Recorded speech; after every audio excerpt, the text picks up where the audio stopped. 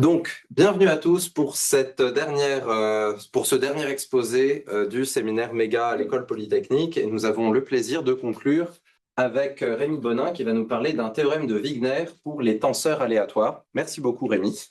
Alors bonjour à tous. Donc moi, je suis en thèse avec Charles Bordenave et Djaïl Chafai. Et je vous ai mis une référence pour ce résultat et ça bénéficie aussi de discussions actuelles avec Camille Mal et son doctorant Alexis Imbert, que je mentionne ici.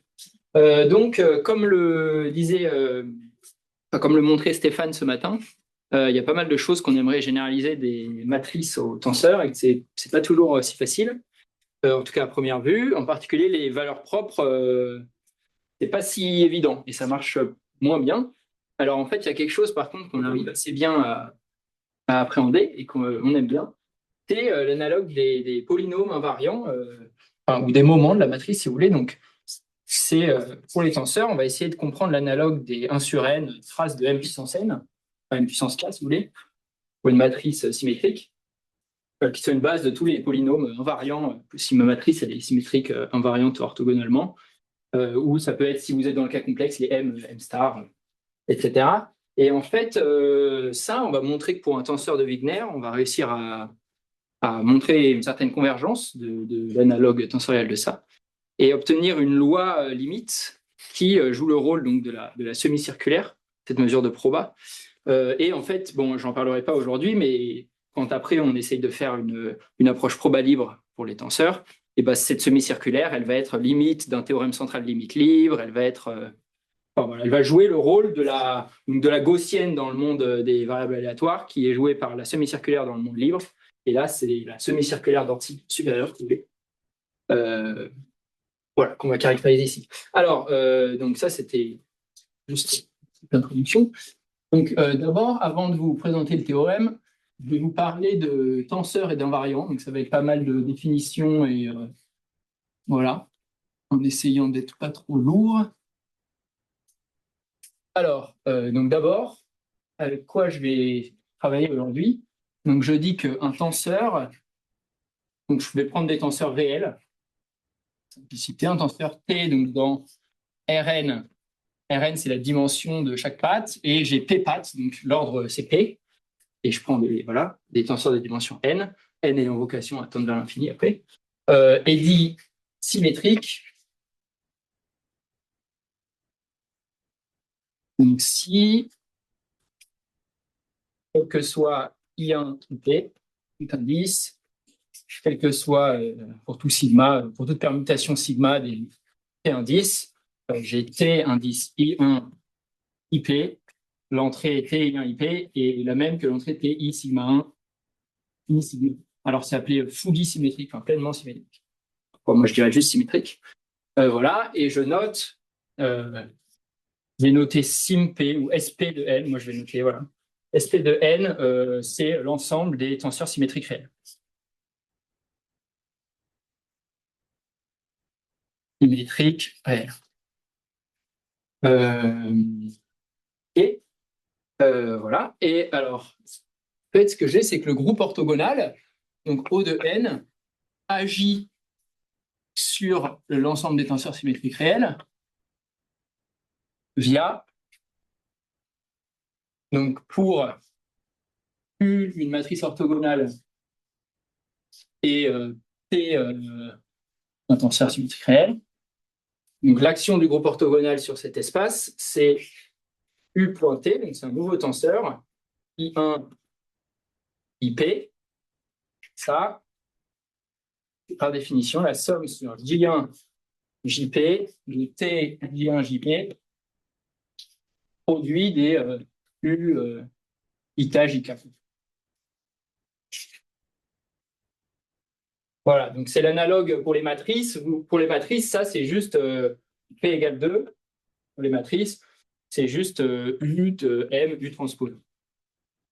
Et si vous voulez, on peut le dessiner graphiquement. Donc un tenseur, vous pouvez le représenter comme un sommet avec P pattes ouvertes, une patte 1, 2, 3, avec un ordre cyclique autour de mon sommet.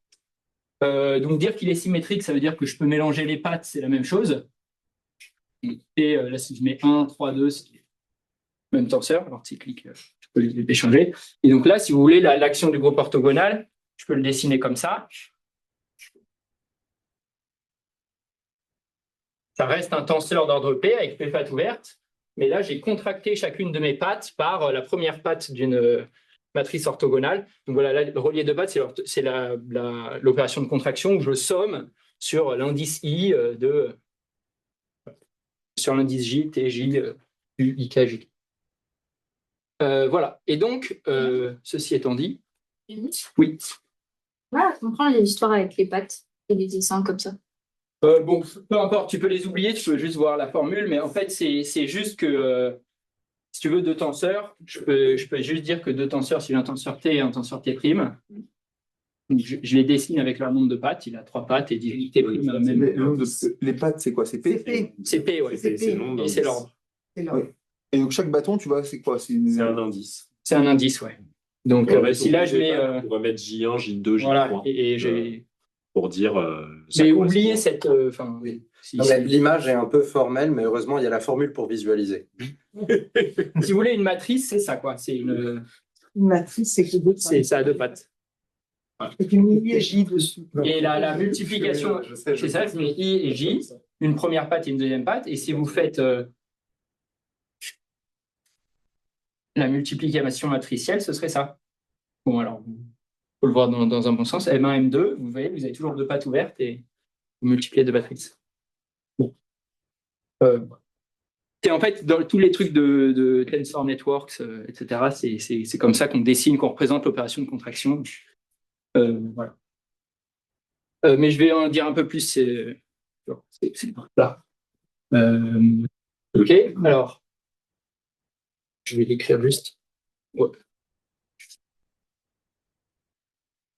Hop. Et donc, je vais définir donc, un polynôme dans les entrées du tenseur.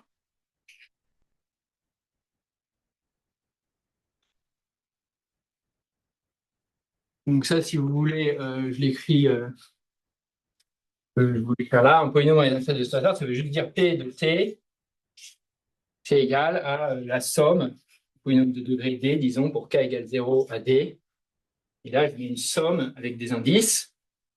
Donc, A, V, I, et je numérote donc V entre 1 et 4 et I entre 1 et P. Je mets un certain coefficient, PA. OK, et là, je mets produit pour V égale 1 à K de l'entrée du tenseur TAV1 à VP. C'est juste un polynôme, mais c'est qui prend les entrées du tenseur. Pour K égale 0, la somme est limite. Un polynôme de degré. Constant, quoi. Ouais, c'est ça. Et donc, je dis qu'un polynôme, donc dans les entrées du tenseur, est dit invariant.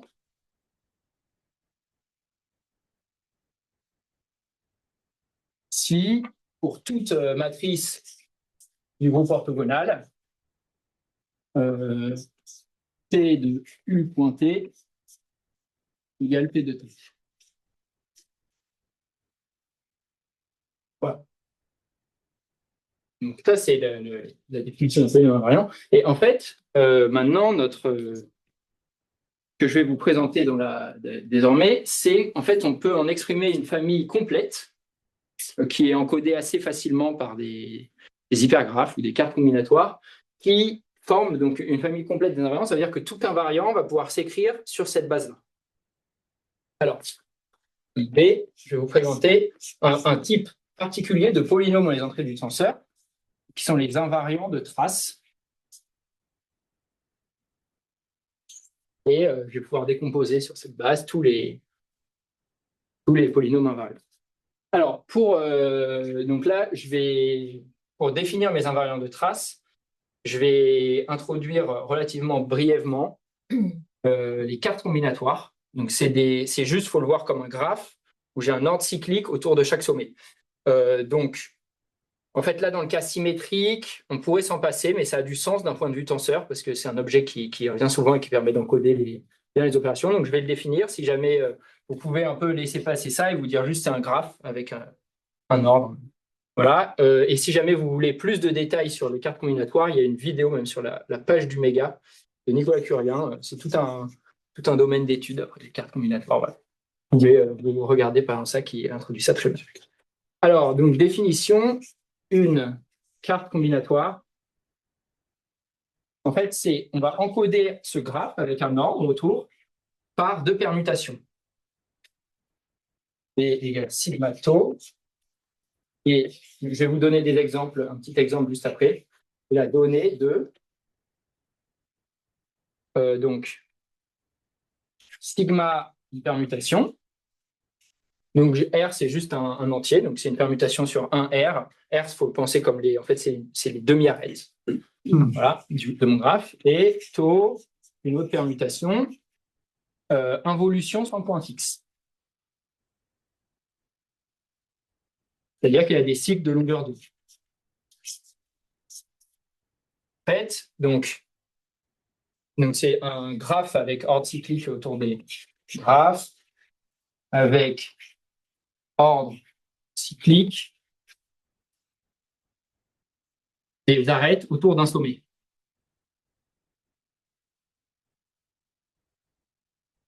Un sommet, plus précisément. Donc, les arêtes, enfin les sommets, disons d'abord, les sommets V de B, donc B c'est ma carte, sont les cycles de tau, les cycles de sigma, pardon, et les arêtes E de B sont les cycles de tau, qui sont de longueur d'onde.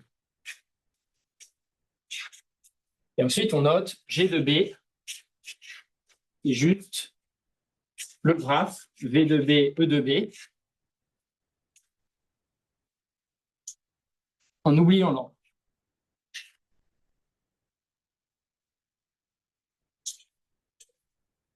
Voilà, je vais juste vous donner un petit exemple. Donc, on va faire avec deux sommets juste. Donc, je prends deux sommets. Disons que je prends sigma, une permutation, vaut 1, 2, 3, très simple, 4, 5, 6. Deux cycles de longueur 3. À ce moment-là, ça veut dire que mon premier sommet, donc chaque cycle correspond à un sommet. Donc ça, c'est un premier sommet qui voit autour de lui 1, 2, 3 dans cet ordre-là. Et ensuite, mon deuxième cycle correspond à un deuxième sommet qui voit autour de lui, alors je vais le faire dans cet ordre, 4, 5, 6. Je tourne en ordre toujours dans le sens horaire. Voilà, je tourne toujours comme ça. Et donc, vous voyez, donc mon sigma, il me donne les sommets, avec quelle demi-arête il voit autour de lui. Et ensuite, mon taux, donc ça va être mes arêtes, elle va me dire comment je match les demi-arêtes pour obtenir mon graphe. Donc, typiquement, si je prends 1, 4, ensuite 2, 6, 3, 5, hop, je relie 1 avec 4, 2 avec 6, 3 avec 5. J'obtiens ce graphe qu'on appelle melon, peu importe. Si là, je vous donne un deuxième exemple, avec le même sigma, là, donc j'ai 1, 2, 3, 4, 5, 6. Si je prends taux qui match 1 avec 2, donc là, je match 1 avec 2, 3 avec 5, et 4 avec 6. Ça me donne ce graphe-là. Donc, G2B, c'est un graphe, formellement, c'est un multigraphe. Ça veut dire que je peux avoir plusieurs arêtes entre deux mêmes sommets, je peux avoir des self-loops, des boucles. Voilà. Voilà, ça c'est et vous pouvez définir comme ça encoder tous les graphes, un ordre autour du sommet. Hop. Et alors, je vais garder ça, comme ça je pourrais vous donner l'exemple. C'est là. Quoique. Hop, j'ai ça de place. Donc, je dis que quelques petits faits sur les cartes combinatoires, juste. Oui, je veux que mon graphe soit connexe. Donc ça revient à le groupe engendré par sigma et tau agit transitivement sur un R. Bon, peu importe, c'est juste, je rajoute cette condition, entre parenthèses, G de B connexe. Ça veut juste dire que je peux aller de n'importe quelle demi-arête à n'importe quel autre. Mon graphe est bien connexe. OK. Voilà. Ensuite, je dis que B enraciné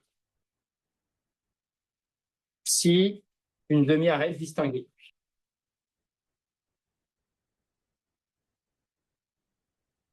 Voilà, je désigne juste une demi-arête, disons 1, et je dis que c'est ma racine. Et une dernière chose, on dit que B est équivalent à B' si il existe une permutation θ telle que sigma égale θ, sigma prime, θ moins 1, et tau égale θ, θ prime, θ moins 1. Ça veut juste dire, en fait, c'est la même carte combinatoire, j'ai juste changé les labels des indices. Vous voyez, là, au lieu de dire que c'est 1, 2, 3 et 4, 5, 6, j'ai dit que c'est 1, 6, 3 et 4, 2, 5, et j'ai juste obtenu le même graphe en juste changeant le nom changeant le nom des étiquettes. Et en fait, on va toujours considérer donc, une carte est non étiquetée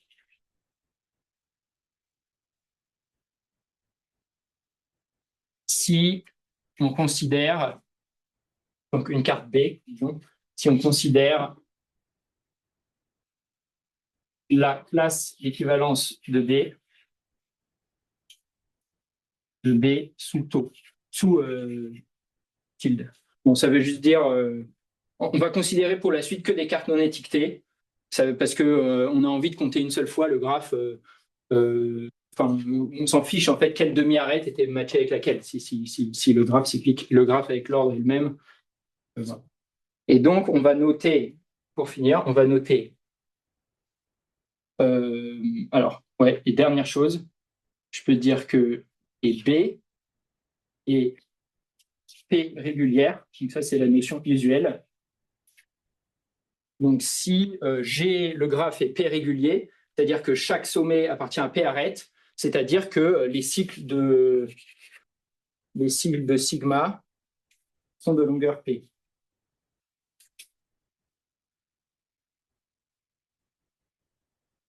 Voilà. Et je note BKP. C'est pas trop bas, Guillaume, pour la Je pense que c'est bon. BKP, c'est l'ensemble des cartes enracinées, irrégulières, non étiquetées. J'ai encore 20 cm de marge. OK. Non étiquetées avec K sommet. Donc, comme je vous le dis, c'est pour vous donner pour que le tout fasse sens. Enfin, c'est intéressant d'introduire ça d'un point de vue tenseur, mais vous pouvez l'oublier, vous dire que juste on est sur des graphes, des multigraphes. Voilà.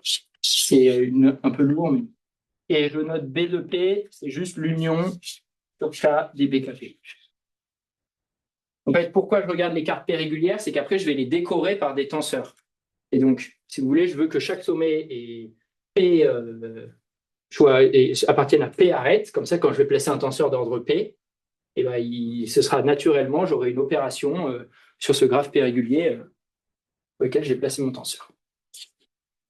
Voilà, bon, tout ceci étant introduit, je vais me mettre là pour pas trop loin. Donc, on peut définir l'objet qui va nous intéresser.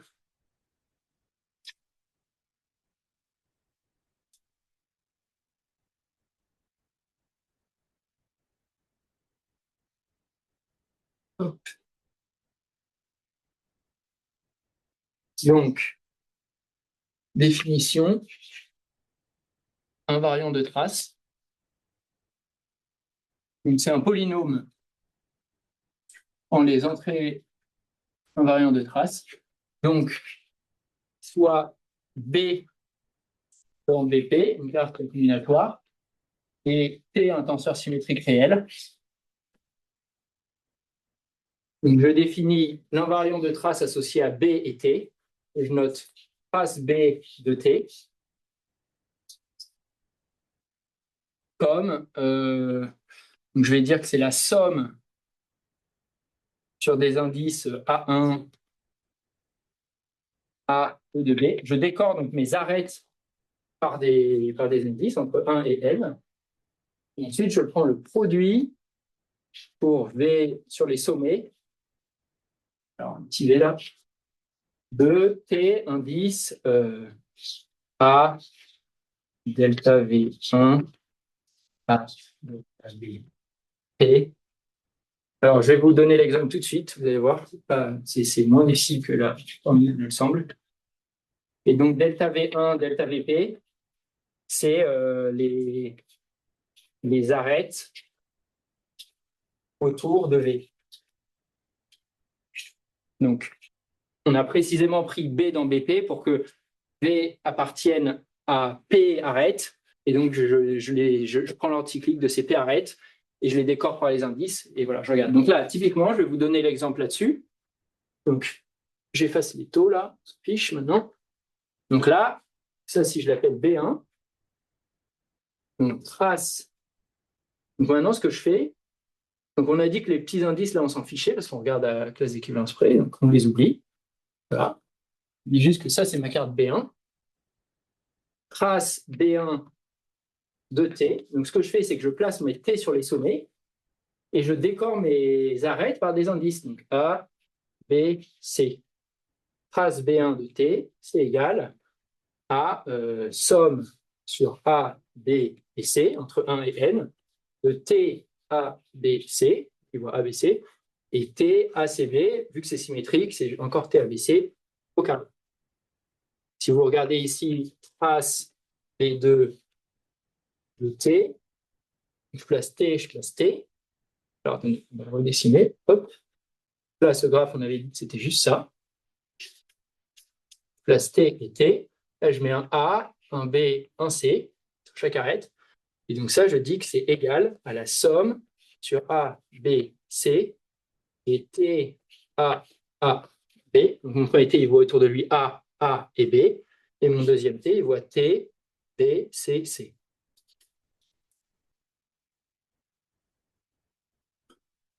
Voilà, donc ça, c'est ce que j'appelle un invariant de trace. Et proposition, les invariants de trace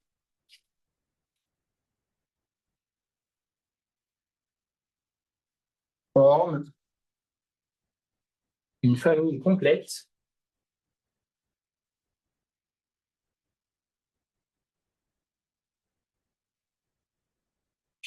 des polynômes invariants.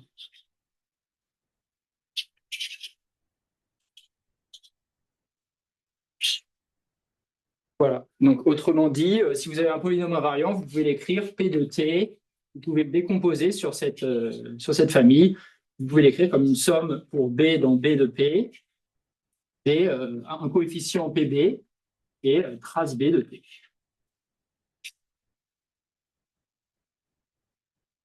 Voilà, et ils sont encodés par ces cartes combinatoires, ou juste ces graphes, si vous voulez. Je regarde tous les graphes P réguliers, en fait, et ça encode mes invariants de trace. Et en fait, voilà, donc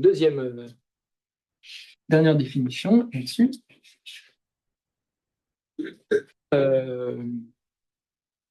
Je définis MK donc pour K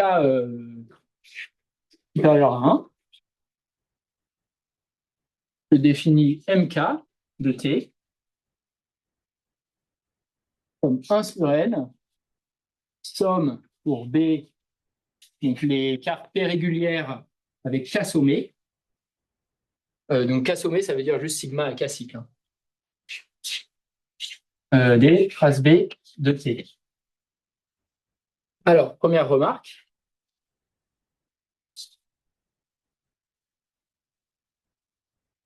Pour T égale 2, regarde les graphes 2 réguliers connexes. Bon, bah ça, en fait, il n'y en a qu'un. Équivalence près, c'est le cycle. Et donc, c'est le cycle.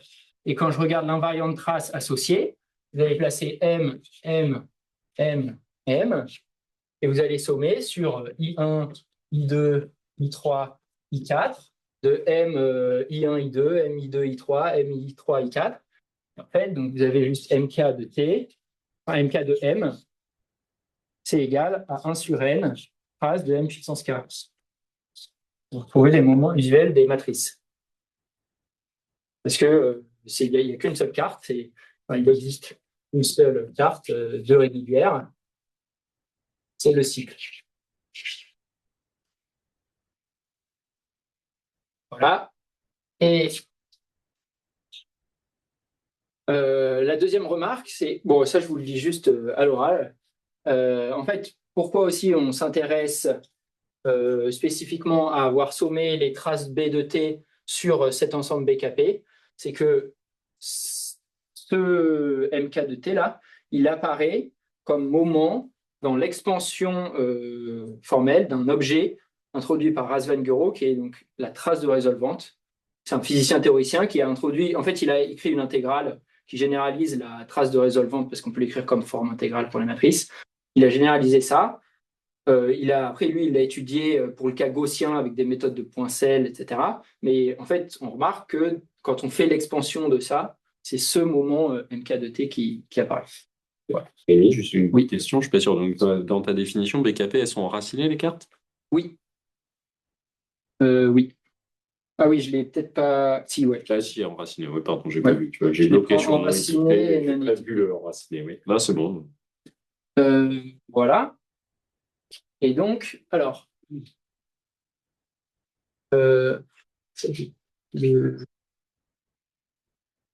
Ok, hop, pas. Et donc, avant de passer au théorème de Wigner, il y a une dernière petite chose qu'il faut que je vais vous introduire, qui est liée notamment à ce qu'a pu faire Camille Mal. En fait, donc petit c, je vais juste vous parler d'hypergraphe ou d'hypercarte. Alors, donc déjà, qu'est-ce que j'entends par hypergraphe? Donc, je prends V, un ensemble de sommets. Voilà, bon, c'est juste V, un ensemble de sommets, et je dis que une hyperarête sur V est un multi-ensemble de V.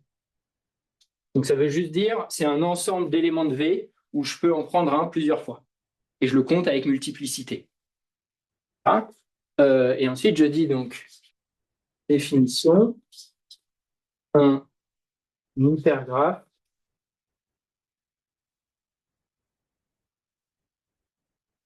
simple, H égale VE.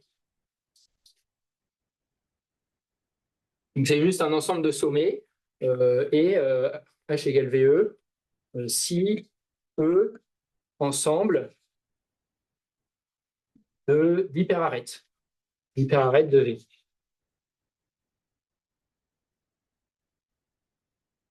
Donc c'est comme un graphe, sauf que au lieu de relier juste deux sommets, je peux en relier un nombre arbitraire comme je veux.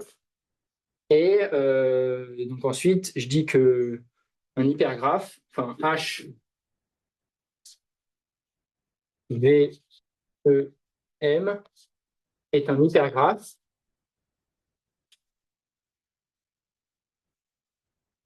qui, donc H étoile égale VE est un hypergraphe simple.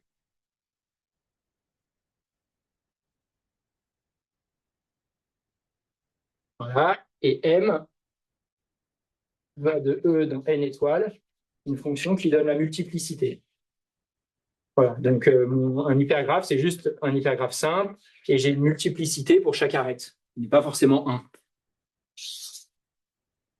Voilà. Bon, vous pensez comme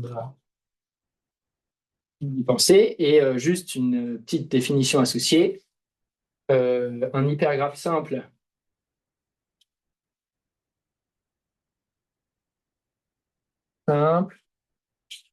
est un hyperarbre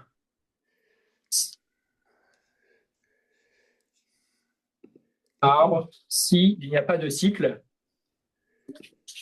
Bon, je ne vais pas aller plus dans les détails, définir un cycle, mais si vous voulez, vous pouvez juste le voir comme il n'y a pas de cycle dans le graphe bipartite associé. Bon, en gros, si vous voulez, ça c'est un hypergraphe simple. Non, c'est un hyperarbre. Et ensuite, je vais dire que... Donc, et ensuite, un hypergraphe en général, donc H est un hyperarbre double. Hyperarbre double. Si l'hypergraphe en oubliant la multiplicité est un hyperarbre, hein, et que la multiplicité de chaque arête est égale à 2. Donc c'est ce que je vous ai dessiné là, si vous voulez, c'est un hyperarbre où chaque arête apparaît 2 fois. Voilà. Je reviendrai plus tard sur ce graphique. Alors, bon, il me reste quelques définitions et c'est fini on pourra passer au théorème de Wigner et sa preuve. Alors, donc la dernière chose que je veux faire avant de passer au théorème, c'est en fait de dire que donc, quand j'avais B sigmato une carte, sigmato c'est une carte combinatoire, donc voilà. À ce moment-là, si tau n'est plus une involution sans point fixe, n'est plus nécessairement une involution sans point fixe.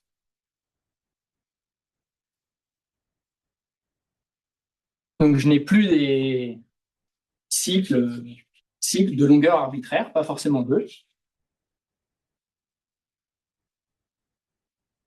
Arbitraire. À ce moment-là, donc je dis que alors B égale sigma tau est une hypercarte.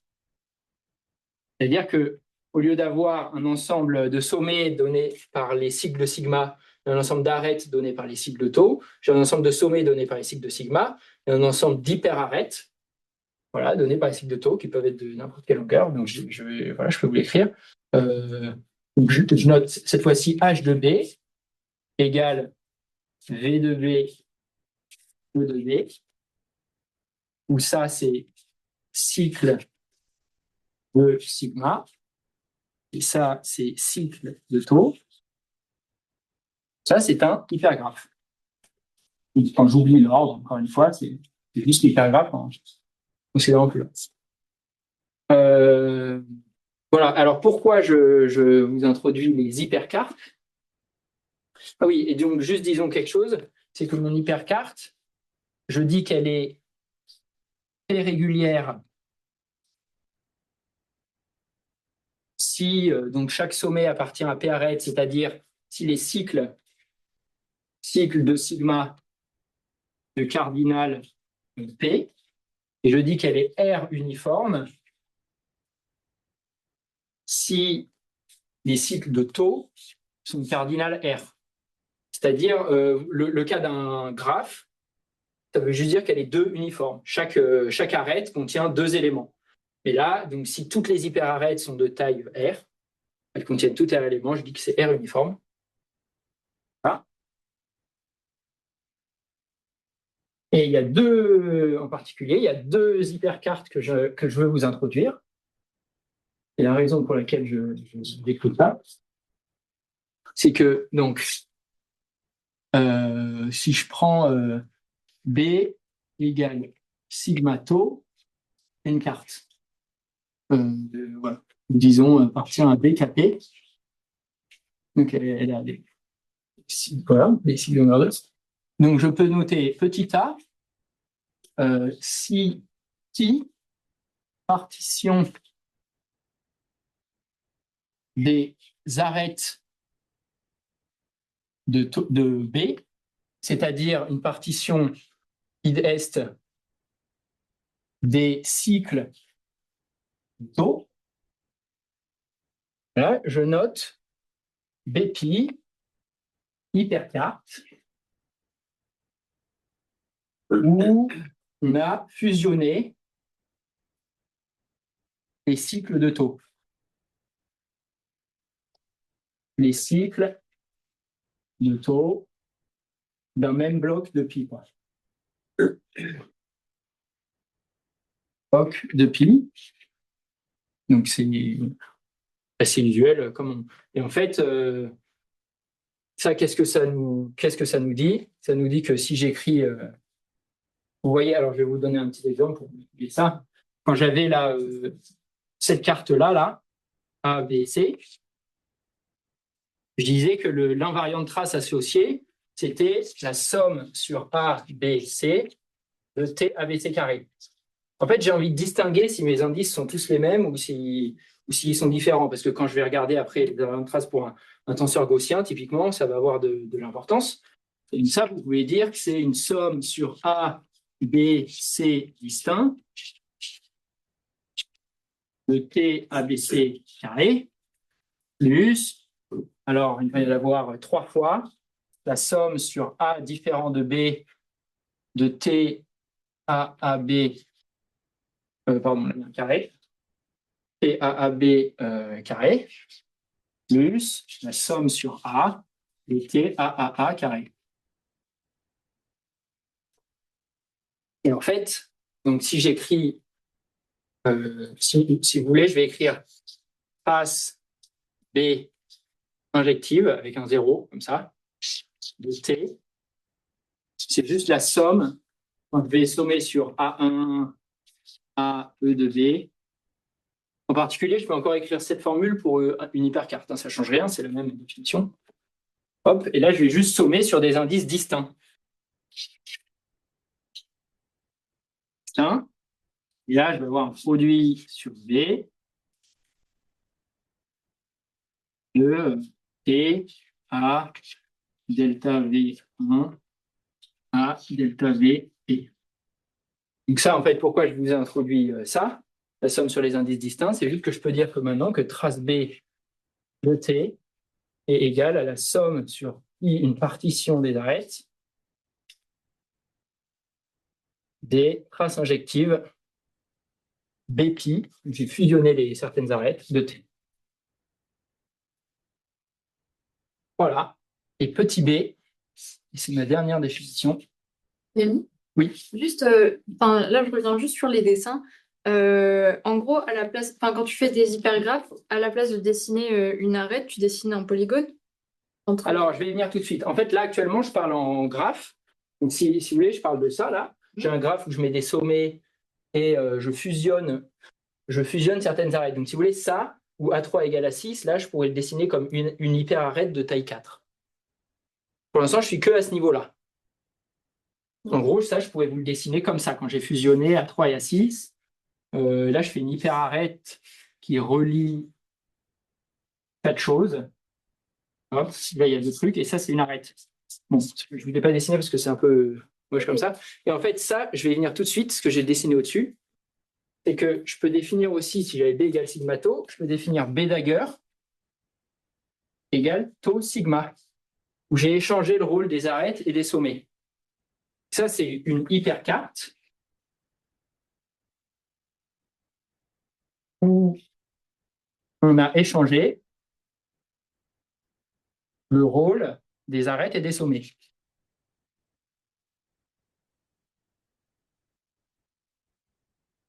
Et donc là, tu vois que par exemple, si j'échange le rôle des arêtes et des sommets, je dessine chaque arête, du coup, chaque sommet. Donc chaque arête, je vais mettre un sommet, A1, A2 jusqu'à A6. Et après, je vais relier, pour chaque sommet, je vais mettre une hyperarête qui relie toutes les arêtes dont le sommet appartenait. C'est-à-dire que là, j'ai une première face, j'ai une première arête qui relie A1, A2, A3. Et vu que lui, il était P régulier, lui, ça va faire des arêtes de taille P, donc il va être P uniforme.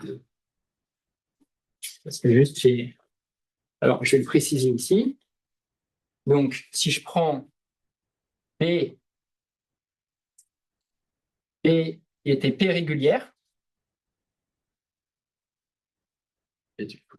À ce moment-là, Et et B, donc elle était P régulière et 2 uniformes. Parce que chaque arête était de taille 2, elle contenait 2 arrêts. Et donc là, à ce moment-là, B pi, c'est toujours P régulier, mais c'est plus 2 uniformes. Parce que j'ai mergé des cycles, si vous voulez, c'est toujours. Maintenant, les hyperarêtes, elles sont de. Enfin, elles contiennent un nombre pair d'éléments. Et maintenant, si j'écris B dagger, c'est l'inverse. Elle est P uniforme et 2 régulières. Alors que B pi dagger, elle va être juste donc P uniforme. Et pas de régulière.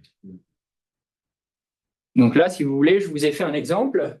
On va y revenir parce que cet exemple va avoir beaucoup de sens. Là, j'ai dessiné une carte B. Pardon, oui, je fallait éviter de faire ça, mais je vous ai dessiné une carte B. L'hypergraphe en échangeant le rôle des arêtes et des sommets. Et là, si vous regardez, après, j'ai fait ici, c'est l'hypergraphe quand j'ai dit que A3, oh, pardon, il y a une erreur là-dessus, c'est A6, il est là. J'ai dit que A3 et A6, je les ai partitionnés ensemble. Là, ça revient à mettre A6. Donc, cette fois-ci, c'est une partition des sommets. Mon hypergraphe, j'ai envoyé A6 sur A3. Vous voyez, donc j'ai replié mon graphe comme ça. Et ça me donne cet hyperarbre avec une certaine multiplicité. Voilà, alors je vais vous annoncer maintenant le théorème principal. Alors, on a tous les éléments pour.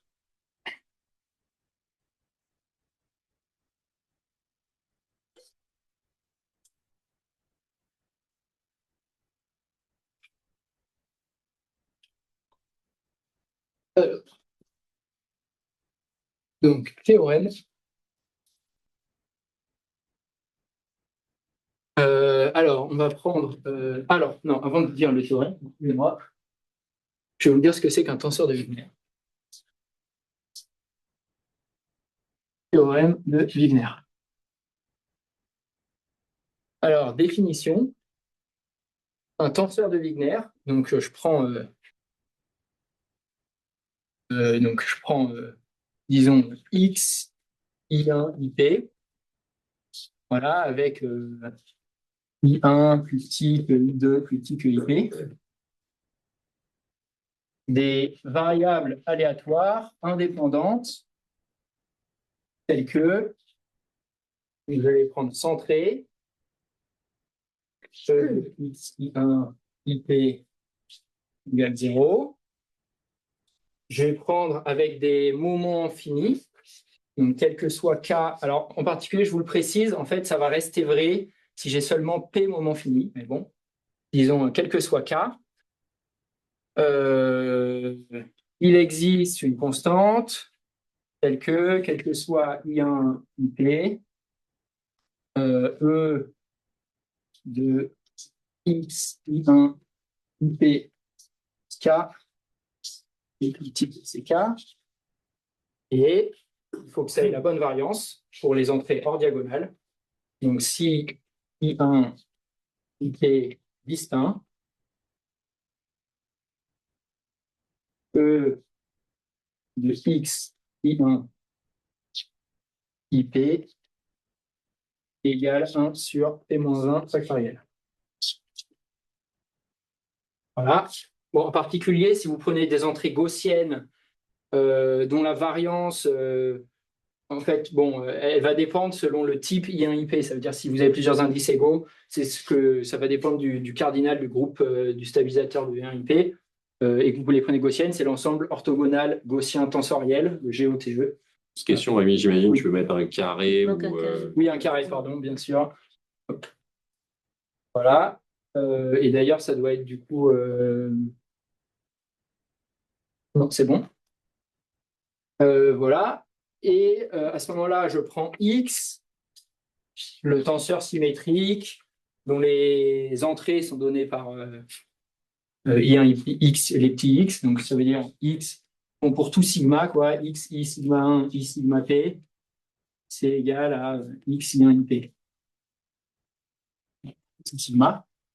Et donc, ça, c'est XN, pardon. je prends tous les indices entre 1 et n. Et donc à ce moment-là, Wn, je prends mon tenseur x et je le normalise par n puissance p-1 sur 2. Ça, c'est mon tenseur de Wigner.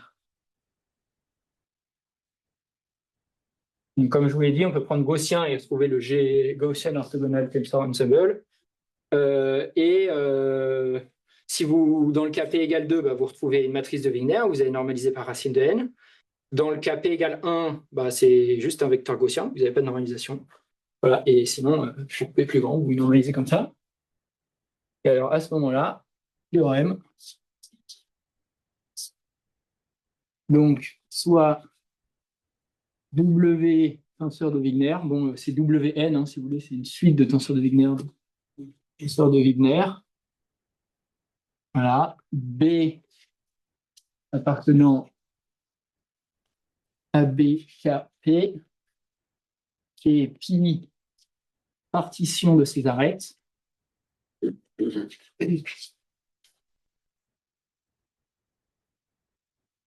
Eh bien, 1 sur n, espérance de trace injective Bpi de T converge vers un alpha, un petit facteur combinatoire, peu importe, je vais vous l'écrire. 1 de l'hypergraphe de Bpi Dagger est un hyperarbre double.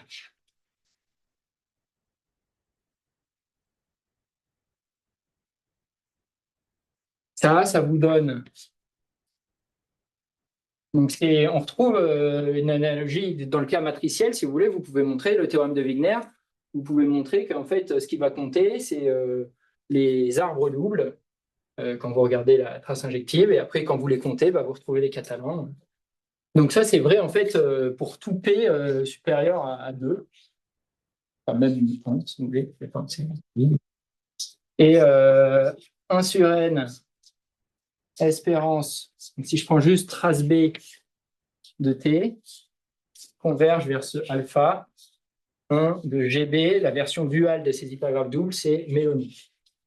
Graphe mélonique. Et donc ça, c'est vrai il y a une légère différence pour P plus grand que 3.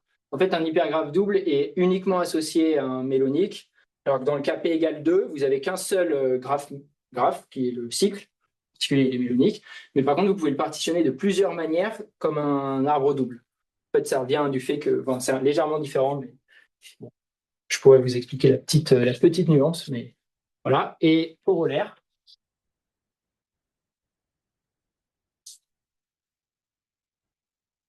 Espérance de MK de WN. Oui, ça, c'est quand n tend vers l'infini. Ah, et là, c'est pas un T, c'est un W. Ouais, pardon. Je vais noter WN. Voilà. Hop. MK de WN égale. Donc, les moments impairs asymptotiquement sont nuls et les moments pairs, donc 1 de K pair, nombre de fus catalans K sur 2, plus un grand O de 1 sur N. Voilà, et où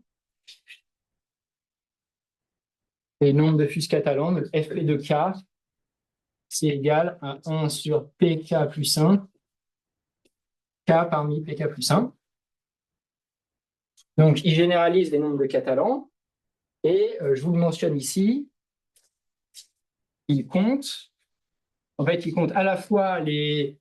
Ah oui, là, pardon, je ne vous ai pas spécifié le alpha. Ouais, le alpha, en fait, c'est juste un facteur. Alors, je vais vous l'écrire là. Alpha, c'est un P-1 factoriel puissance le nombre de sommets sur 2. Donc là, c'est un K. J'ai pris B avec K sommet, donc moins K sur 2. En fait, c'est juste un facteur lié au fait que ce soit symétrique. Donc, quand je fixe une première arête, j'ai P-1 manière de choisir comment je lis les arêtes de ma paire, de mes melons. Vous voyez, dans l'hypergraphe, là, une fois que j'ai fixé qui j'envoie là, j'ai P-1. C'est juste un facteur combinatoire. Et en fait, les FP de K, ils comptent les hyperarbres planaires doubles, mais ils comptent aussi les partitions non croisées en blocs de taille multiples de P-1 de Kp-1 et les P-1 chemin de Dix. Donc, il y a plein de bijections après, et on peut retrouver des analogies avec les données en matrice. Voilà, et chose aussi intéressante,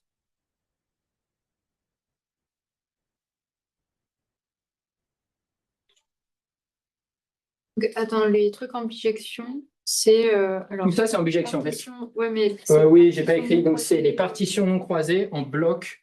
Bon, je vous l'écris peut-être pas, après peu importe, hein, c'est juste une remarque, mais c'est les partitions non croisées en blocs de taille multiple de P-1, de Kp-1. Donc quand P égale 2, c'est juste les partitions non croisées en blocs de taille multiple de 1, c'est-à-dire les partitions non croisées Ouais. de K. Ok. Voilà. Et en fait, à la fin, je vous écrirai sur un hyperarbre quelle est la partition non croisée associée et pourquoi du coup c'est ce P-1 qui est pas forcément naturel directement. Voilà, et juste une petite chose, c'est que soit MuP, tels que les moments de MuP, les moments pairs, disons, de MuP, je vais peut-être l'écrire plutôt comme ça, de P soit égal au fus catalan. Voilà, en fait, donc, MuP, c'est une mesure de proba, la mesure limite, qui est donnée par une loi de Bessel libre. Bessel libre. Voilà, elle a un support compact.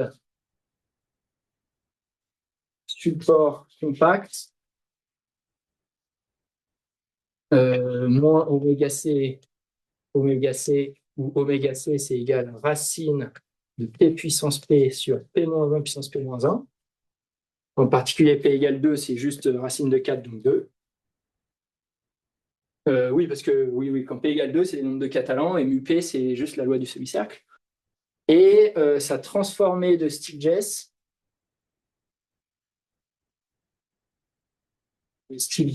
on peut calculer l'équation qu'elle vérifie.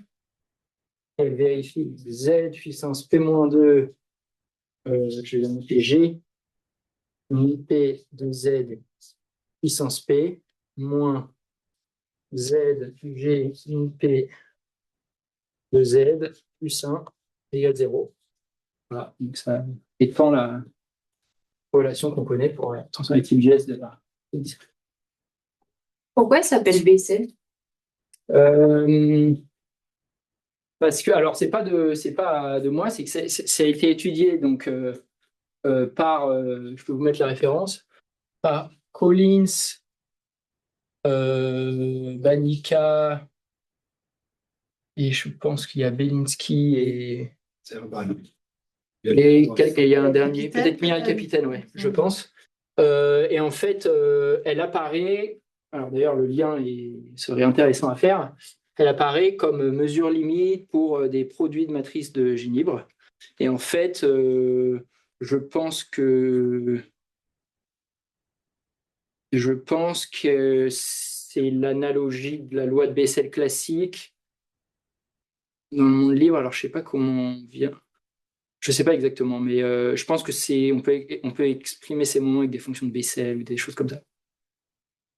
Je suis pas sûr de bien. En fait, je suis pas déjà très clair de ce que c'est qu'une fonction de Bessel usuelle. Donc, voilà. Alors, je vais vous donner les idées de preuve parce qu'en fait, ce qui est bien, c'est qu'on peut, maintenant, ayant fait tout ce travail initial d'introduction, avoir une preuve en fait très proche de celle du théorème de Wigner. Enfin, du moins, les ingrédients clés se retrouvent. Perdu, la fin. Preuve. Donc, en 2 mots, en fait, vous pouvez écrire votre 1 sur n espérance phrase 0 bpi de W. Donc W, je vais l'écrire X sur N puissance P moins 1 sur 2. Et en fait, ça, c'est là-dessus.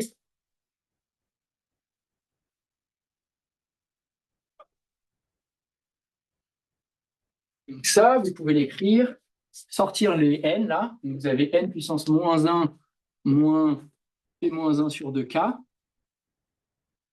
Ah, et après, vous avez une somme sur 1 A1 à le nombre de blocs de pi distincts, puisque vous avez partitionné selon pi, produit pour V. Alors, je peux vous l'écrire peut-être directement. Voilà, donc en fait, j'écris directement H de Bpi, le Bpi, H de Bpi dagger. J'écris H étoile.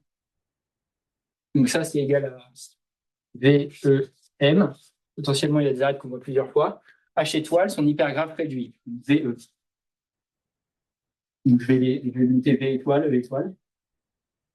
Et en fait, par indépendance des entrées, vous allez pouvoir juste garder les arêtes qui sont les mêmes dans H étoile. En fait, c'est là où vous allez passer à dagger. Au lieu de faire le produit sur les sommets de B, vous faites le produit sur les arêtes de B dagger. Donc ça vous donne une E appartenant à H étoile de espérance de X puissance multiplicité de E, le nombre de fois que vous le voyez, indice A, donc si E c'est V1, VP. Je vous rappelle qu'on a juste dans Dagger, on a échangé les arêtes. Donc c'est juste ça. Bon, c'est un petit calcul, c'est facile. Et en fait, il y a deux ingrédients. Le premier, c'est que si M de E égale 1, E de X égale 0. Parce que les entrées sont centrées. Donc, on va considérer que les graphes avec M de E plus grand que 2 pour toute arête. Et en particulier, ça nous donne que K est égal à la somme des M de E. Et donc plus grand que 2, le cardinal des arêtes, enfin, du nombre d'arêtes dans le graphe multiplicité. Et petit b, c'est une formule de l'air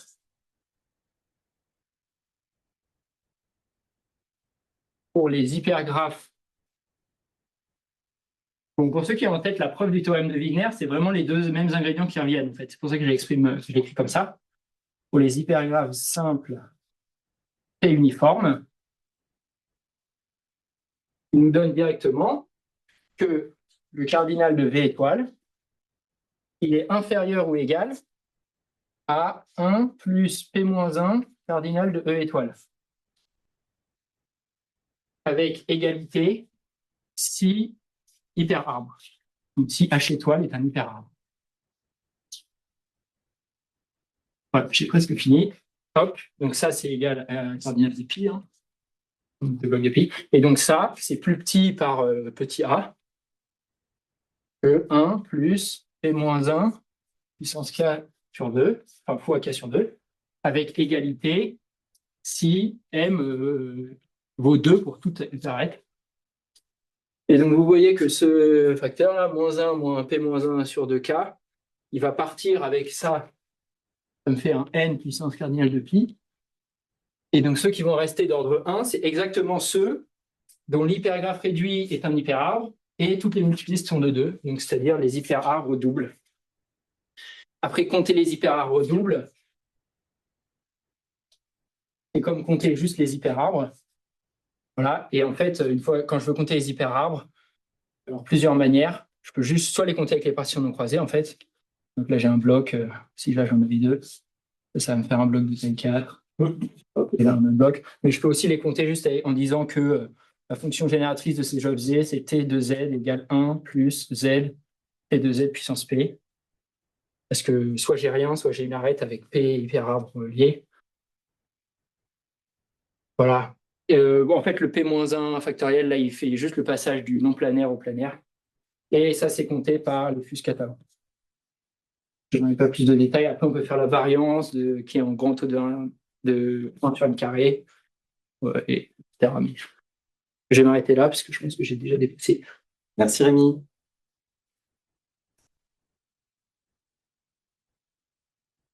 Y a-t-il des questions? Moi, je voulais poser la question concernant le lien avec les Free Vessel Laws. Et alors, ouais, ça c'est en réflexion. Est-ce que, en fait, on peut, quand on regarde, est-ce que les Free Vessel Laws, ça vient quand on regarde les traces donc je prends des matrices des livres, je pense, GP-1, je fais GP-1 star, G1 star, et ça, je le regarde à la puissance K. Est-ce qu'en fait, compter ces moments-là, quand je regarde avec les indices, etc., je ne peux pas me ramener à compter des hypergraphes, en fait, des hypergraphes P uniformes. J'ai réfléchi, pour l'instant, je ne suis pas capable de donner une expression. Rémi, si je peux permettre, ces moments-là, ils sont liés à ce qu'on appelle en combinatoire les constellations. Ok. Les constellations, c'est des généralisations des cartes combinatoires. C'est-à-dire, au lieu de partir de 2 permutations, tu en as plus. Okay. Et tu veux que ces permutations factorisent l'identité. C'est-à-dire le produit de tes permutations, disons sigma 1 jusqu'à sigma Q, pour utiliser une autre lettre que toi, ça doit être égal à l'identité. Okay. Et ça a une représentation comme un hypergraphe régulier, uniforme, Q uniforme, dessiné sur une surface. D'accord. Et quand c'est planaire en particulier, une constellation, ça veut dire que tu peux la dessiner sur la sphère sans croisement. Ok. Donc je dis ça. Très certainement, c'est le bon lien à faire. Ou bien, au lieu de regarder des moments comme ça, on regarde un tenseur. Oui. Puis on prend la trace quand on compose avec le cycle 1, 2, 3, N. Oui. On fait Thierry Lévy pour le. Oui. C'est aussi mais c'est quelque chose à éclaircir. En tout cas, c'est sûr que les liens doivent être faisables avec les. J'imagine après, il faut du Van Garten pour ça. Et ça doit exister chez Benoît. Oui, Mylène. J'avais déjà posé la question, mais tu disais que tu discutais avec Camille et Alexis Imbert. Ouais. Du coup, il y a donc j'imagine que c'est un peu sur les éventuels liens avec les trafics. Oui. Est-ce que... Oui, alors en fait, c'est plutôt donc après sur la partie qui suit. Déjà, c'est quand on veut passer à Wigner-Lourd, on peut faire un peu comme le faisait Camille, mais encore plus en fait quand on veut faire la liberté après, en voyant ça comme donc tu prends gaussienne. Et tu te demandes... C'est ça. Et en fait, ce qui est bien notamment, c'est que avec ces cartes combinatoires, etc., je vous ai présenté aussi parce que on peut regarder après, on peut regarder de la liberté entre des tenseurs d'ordre différents.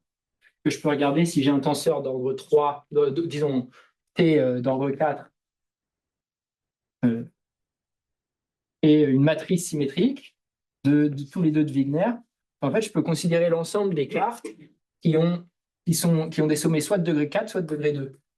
Donc, par exemple, cette carte-là, où je place M et M. Et en fait, après, on peut définir de la liberté entre un tenseur, entre 2 tenseurs d'ordre différents, en regardant sur ces cartes, etc.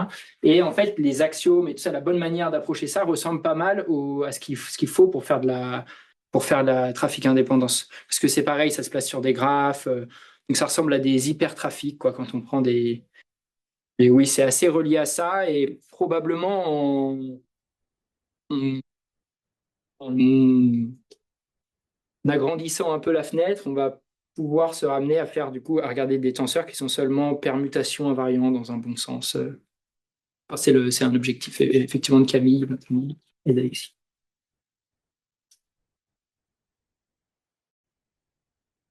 Y a-t-il d'autres questions dans la salle ou sur Zoom? Moi, j'ai une question un peu terre à terre, mais c'est les cartes combinatoires, est-ce que tu peux les premières que tu as introduites, est-ce que ça décompose n'importe quel graphe en gros? Un peu... Oui. N'importe quel graphe avec un ordre autour, je peux l'encoder une carte combinatoire. En fait, juste je mets des étiquettes arbitraires sur les demi-arêtes. Et après, je dis, mon sigma, c'est je regarde mon sommet et je regarde les arêtes autour. Et mon taux, c'est je fais le lien entre... D'accord. Bon, une autre façon de le dire, c'est qu'une carte combinatoire, c'est rien d'autre qu'un graphe au sens abstrait, tu vois, un ensemble de sommets et un Oui. ensemble d'arêtes que tu as dessiné sur une surface. Parce que quand tu dessines, tu dois choisir l'ordre des arêtes autour de chaque sommet. Et en fonction de l'ordre que tu choisis et du type de graphe, tu vas pouvoir dessiner sur une sphère, éventuellement un tore, etc. Et ça va introduire des croisements. Ok. C'est juste ça. Mais c'est le choix d'un ordre, c'est juste un choix de dessin sur une surface. Enfin, quand tu dis surpasse, c'est pour éviter qu'il y ait croisement ou c'est. Oui, par exemple, oui. C'est-à-dire juste D'accord. un graphe qui est un graphe planaire. C'est un Ouais. graphe que tu peux dessiner. Donc, il existe une représentation combinatoire Ouais. qui va être planaire. C'est-à-dire que tu vas pouvoir dessiner sur la sphère sans croisement. Ok. Et un graphe de genre 1, c'est un graphe tel qu'il existe Attends. pas un tore, mais il existe un dessin sur un tore sans croisement. Ok. Voilà. Etc., etc. Et donc, en fait, ça veut dire qu'il existe en particulier un graphe planaire, il existe une carte combinatoire, c'est-à-dire un choix d'ordre des arêtes autour des sommets, tel que le dessin correspondant, c'est sur la sphère sans croisement, D'accord. voilà, etc., etc. Et tout ça, tu peux le déterminer en fonction du nombre de cycles de tes permutations. Ouais, après, c'est tout un. Enfin, il y a plein de gens qui font des maths, leur travail étant d'étudier les cartes combinatoires, quoi. De Voilà, les c'est ça. compter, Et tu étudies tout les un champ cartes d'études. combinatoires, Compter, aléatoires, les sur labelliser, sur les des surfaces étiqueter, les noms compliquées, tu les comptes. Ouais, d'ailleurs, on a. C'est tout un boulot. Oui. Peut-être une petite question. Donc là, tu formalises pour faire de la méthode des moments là, pour tes tenseurs. Du coup, tu pourrais faire, je sais pas, le cas Marchenko-Pastur. Alors, oui. Est-ce que, Alors, en fait, bon, j'ai plusieurs travaillé petits un trucs. peu, mais est-ce qu'il y a des choses. Le cas Marchenko-Pastour, enfin, j'ai obtenu une mesure du coup de poisson libre. Voilà. Parce qu'en fait, après, on peut définir si on se possède des cumulants libres aussi associés. Et donc, c'est la mesure qui a tous ces cumulants égaux à 1 ou à t. Voilà, parce qu'elle, elle aura juste son cumulant d'ordre 2, c'est-à-dire correspondant au melon, ou à ça, si vous voulez, qui sera égal à 1. Donc, il y a une sorte de Marchenko-Pastour. Après, par contre, en fait, ce qu'il faut quand même il faut se rendre compte, c'est que ce MK, on pourrait proposer des moments avec des poids différents. Parce que là, je mets un poids 1 sur toutes les cartes enracinées, etc. Et dans le cas Wigner, en fait, ça importe peu parce que ce qui va compter, c'est juste les hypergraphes doubles qui vont compter une fois, qui sont associés à un seul. Mais peut-être, en fait, il y a une certaine redondance. C'est-à-dire que là, je vais quand même compter plein de fois le graphe où j'ai mis le même indice A sur tous mes sommets, ce qui va apparaître comme une partition de chaque graphe.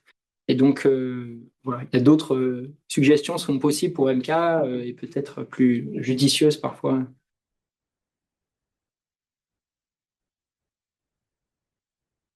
Et bon, alors du coup, je continue.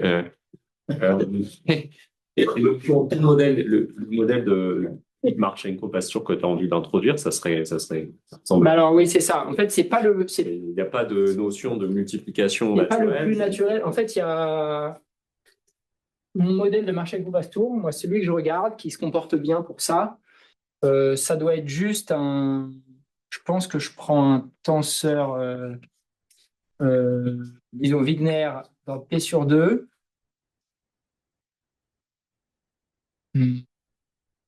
J'en prends, voilà. Je prends H1, HK, H1, HK, Wigner dans P sur 2. Et je regarde H1, pense H1, symétrisé. Voilà. C'est symétrique.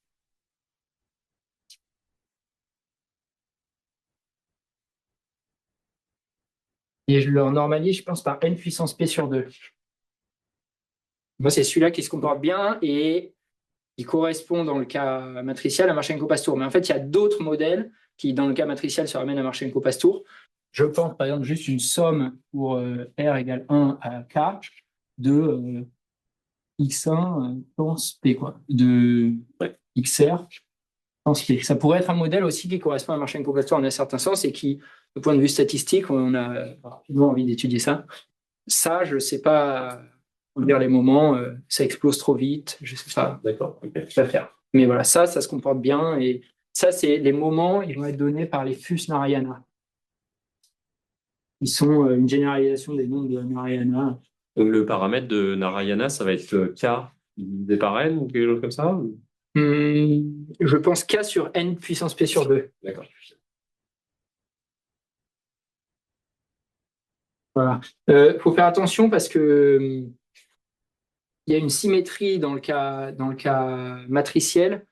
En fait, Poisson libre et Marchenko-Pastour, c'est pareil parce qu'il y a une symétrie dans les nombres de Narayana. On change T en 1 sur T, Oui, ouais. qui est plus là dans le cas. Donc c'est plutôt la loi de Poisson libre que D'accord. Marchenko-Pastour, mais Marchenko-Pastour, ce serait une dilatée inversée. Ok.